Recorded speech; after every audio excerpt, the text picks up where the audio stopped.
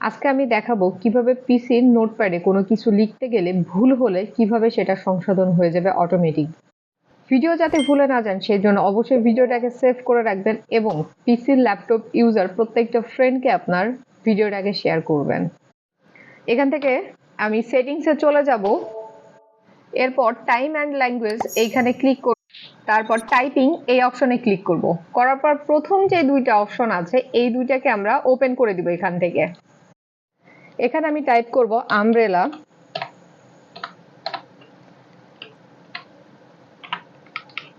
দেখেন আমব্রেলা কিছুটা লেখাতে এখানে আমব্রেলা সঠিক উচ্চারণ দিয়ে দিয়েছে।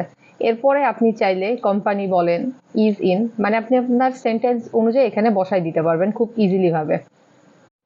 খুব সহজে এই সেটিংসের মাধ্যমে আপনি আপনার নোটপ্যাডে প্রত্যেকটা লেখাকে সুন্দরভাবে লিখতে পারবেন এবং কোনো স্পেলিং ভুল যাবে না। তো এরকম ইন্টারেস্টিং